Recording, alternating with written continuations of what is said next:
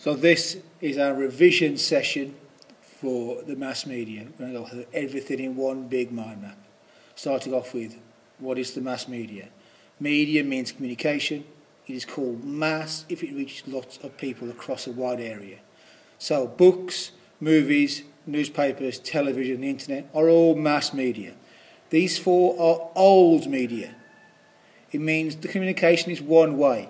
Somebody produces them, you consume them, you read them, you watch them, and you can't feed back to them. Interactive stuff comes with the internet, it's different. You can produce the media. It's constant, it's always there, it's permanent, and most importantly, you can produce it, you can respond to it. Yeah, it's two-way, Facebook, YouTube, that sort of thing. Yeah. Why do we bother studying the mass media? Because it can cause social change or influence the culture. It can change things, e.g. places like Syria, in revolutions, because the government can't control information anymore. Because of the internet, they can no longer control the mass media. They can't control the information. Everyone knows what's going on in that country. That's why the Chinese government are spending so much time and money blocking YouTube and Google to try and keep control of their own culture. Moving on. The effects of the mass media. How can it affect people? Yeah. We already talked about this. The internet control people. If you can control what people watch in the media, you can control how it affects them. Yeah. But the big one is socialisation. The mass media is an agent of secondary socialisation. For example, it teaches us stereotypes. We know about people, we think we know about groups of people, without even knowing any of them, through the mass media. We know Asian people are shopkeepers. Afro-Caribbean boys carry knives. We know that through the mass media. It can also lead to what's called a global culture. We're all dressing the same, listening to the same music, watching the same movies. It's a global culture. We're all learning the same sorts of things. Yeah. The concern about this is it's not so much a global culture as a global empire run by America. We're not all getting together and deciding on our own culture. We're copying American culture. The mass media also socialise us into thinking things are normal now. Yeah? The example is coffee shops. 20 years ago, there were no coffee shops. The idea of paying £2.50 for a cup of coffee 20 years ago would have seemed like madness. And now it is normal, partly through the mass media. The effect of the TV show Friends, in particular, made the coffee shop normal. Also, you can be socialised now into thinking this sort of thing is more normal than it used to be. Living a strange fantasy life online where you're a mystic warrior and spending most of your waking hours doing that, it doesn't seem as weird as it used to. It used to be virtually borderline mental illness to think you were a wizard. Now, not so much. Okay, moving on. Cultural change. The mass media can change culture. So coffee shops, I've already mentioned, the mass media changed culture through things like coffee shops. But we used to think the mass media affected you directly. It was then with the hypodermic syringe theory. The media said it, you believed it, you did it. We now know that's not the case. What happens is people filter the mass media through what's going on in their own brain, the culture they already have.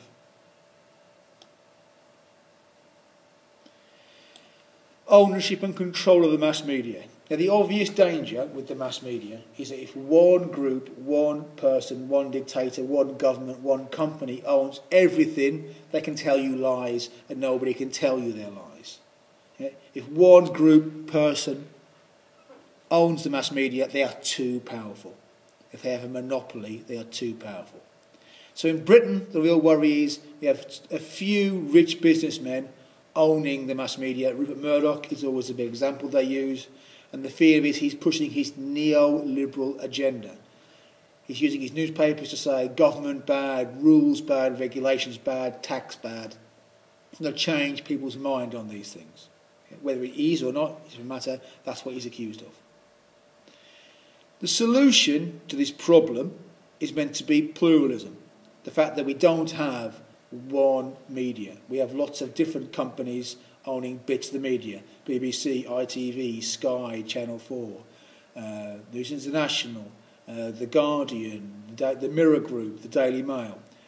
So if one part of the media starts to lie, the other parts of the media will point this out. Marxists say this is rubbish. Marxists say no matter who runs the media, which company, they're all still members of an elite. It's an elite group running the media, the upper middle class. They own it, they're the journalists, all that business. So Marxists say pluralism simply doesn't really exist. And in politics, politicians use the media to try and convince you to vote for them. They want to make themselves look good. We call this spin. So the examples are David Cameron riding his bike, Gordon Brown eating an ice cream. Yeah? Trying to control the images. Last big bit, stereotypes. Yeah? The media pushes certain stereotypes. It teaches us about things. The most important example of this, especially in an exam, will be stereotypes of women. So we think here, the media pushes these stereotypes, it teaches women these lessons. They've got to be wise mothers. At the same time, they've got to be sexual objects, desirable to men. Women are shown as mentally weak, crying a lot, breaking down, they can't handle it. Linked to that, blokes are in charge. Blokes tell them what to do, blokes are the strong ones. Women are taught to be obsessed with their appearance. That's the most important thing to them. And they are told that if they are single, they don't have a boyfriend, stroke husband, they are a loser. If you put all these things together, you can argue that the mass media teaches females their gender roles. And if they don't follow these rules, they are punished, they are oppressed, they are punished by being called dykes and lesbians. Moving on. Ethnic stereotypes. Our media tells us that Asian people are shopkeepers and terrorists. The Chinese, well, they're clever. Afro-Caribbeans, well, they're criminals. They've got knives. It's as if Afro-Caribbeans have a deviant culture, according to our media stereotypes. Yeah? They think this is normal. And this can lead to moral panics about Afro-Caribbean youths, boys especially, and in fact to deviant amplification. Afro-Caribbean boys carrying knives for protection. How do they know they need protection? The media's told them. And final stereotype, class stereotypes. If you look at the media before 1960, working class often shown in a positive way. Salt of the earth, hard-working, decent, trustworthy. Not very clever, but good people. Today, the working class, chavs, skivers, fat, violent. Yeah? It's part of the demonisation of the working class. They're the ones to blame for everything. Not globalisation. They're weak, they're stupid, they're lazy, they're scum.